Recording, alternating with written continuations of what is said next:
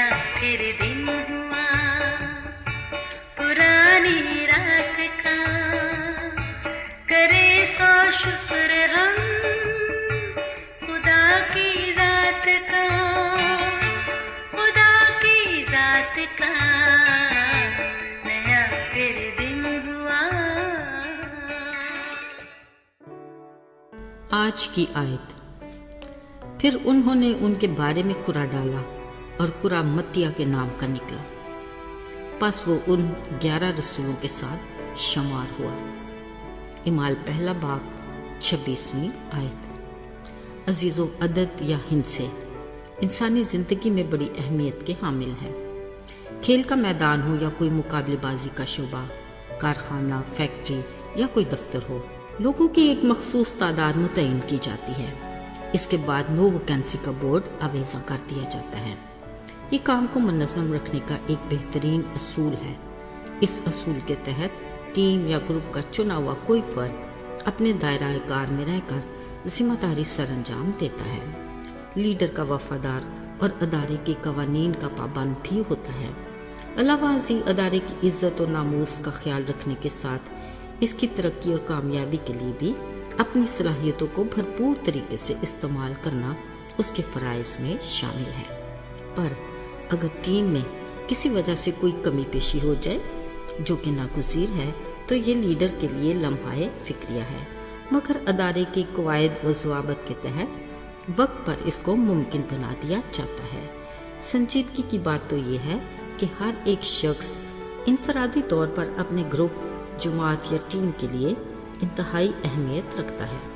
लिहाजा एक मुकम्मल मुनज़्ज़म टीम बसाते खुद अपने अदारे या टीम की भी आन है। अजीज़ों, याद रहे, खुदा का कलाम एक मुकम्मल ज़ाब्ता-ए हयात है जो ज़िंदगी के हर पहलू पर रहनुमाई करता है। अजीज़ों, बात मामूली हो या गैर मामूली, कलाम अपनी जगह वजाहत लिए मौजूद है। मसलन अगर बात हो अदद या हिंसे की, तो 12 का अदद यीशु के शागिर्दों की वजह से अहमियत रखता है।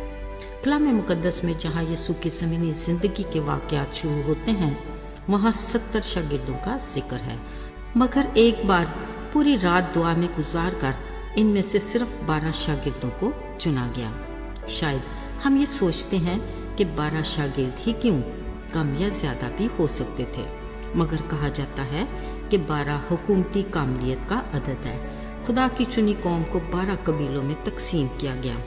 इसराइल के 12 कबीलों की अदालत के लिए भी 12 तख्त होंगे।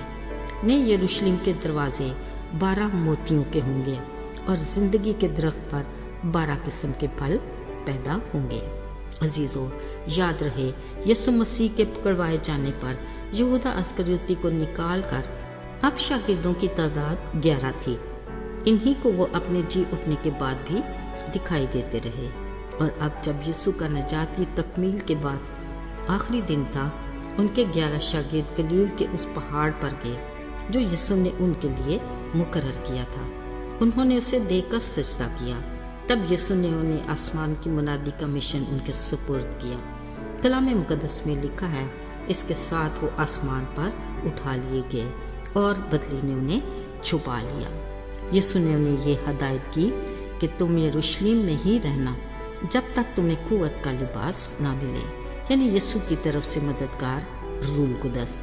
यीशु ने उन्हें तसल्ली देते कहा कि मैं दुनिया के आखिर तक हमेशा तुम्हारे साथ हूँ। तब वो उस पहाड़ से जो जैतून का कहलाता है यरूशलेम को आए और बालाखाना में जमा हुए। ये वो जगह थी जहाँ ये सब मिलकर रहते, इनके साथ चंद और औरतें और यीशु की माँ मरियम और उसके भाई भी शामिल थे। तखमीनन 120 की जमात एक दिल होकर दुआ में मशगूल रहते। मगर आज पतरस ने उनसे कुछ खास गुफ्तगू की। कहा, आए भाइयों, उस नविश्ता का पूरा होना ज़रूर है जो दाऊद नबी ने रूल कुदस की तहरीक से यहूदा के बारे में कहा। अगरचे वो हमारे साथ खिदमत में शामिल था, मगर वो यीशु के पकड़वाने वालों का रहनुमा बन गया। ज़बूर में उसके बारे में तहरीर है कि उसका घर उजड़ जाए और उसमें कोई बसने वाला ना रहे और उसका ओहदा दूसरा ले ले। लिहाजा आज इस नविश्ते की तकमील का दिन है। सो यीशु जितना अरसा हमारे साथ रहा, यानी यूहन्ना बपतिस्मा देने वाले से लेकर हमारे पास से जिंदा आसमान पर उठाए जाने तक जो बराबर हमारे साथ रहे, उनमें एक यूसुफ जो बरसबा कहलाता है और दूसरा मत्तिया। चाहिए कि इनमें से एक मर्द हमारे साथ उस जी उठने का गवाह बने। ये कहकर पतरस ने दुआ की कि आए खुदावन, तू जो हमारे दिलों को जानता है, हम पर ये जाहिर कर कि तूने किसको चुना है कि वो इस खिदमत में और रसालत की जगह ले ले जिसे यहूदा छोड़कर गया। फिर उन्होंने कुरा डाला जो मत्तिया के नाम निकला। बस उसी दिन से मत्तिया उन 11 रसूलों के साथ शुमार किया गया। अजीजों, रसूलों को 12 की तादाद का पूरा एहसास था, इसलिए उन्होंने गद्दार यहूदा की जगह को पुर करने की जल्दी की। कलाम मुकद्दस में इन रसूलों की खिदमत के बारे में तहरीर है कि उन्होंने इब्तदाई कलीसिया की तंजीम और ढांचे की बुनियाद रखी, कलीसिया के ईमान और अकीदे को भी मजबूत बनाया और अपने दौर में यीशु के उस हुक्म की तकमील के लिए सरगर्म अमल रहे और आसमानी बादशाही की मुनादी में बड़ी वफादारी से अपना किरदार अदा किया। आइए दुआ करें। प्यारे आसमानी बाप, हम बड़ी आजी और हलीमी से तेरे हजूर में हाजिर हैं। हम भी तेरे हुक्म की तकमील में बतौर शागिर्द बादशाही की मुनादी में अपना हिस्सा डालना चाहते हैं। हमें दिलेरी अता फरमा। हम जानते हैं कि तू आज भी अपने वादे के मुताबिक हमारे साथ है।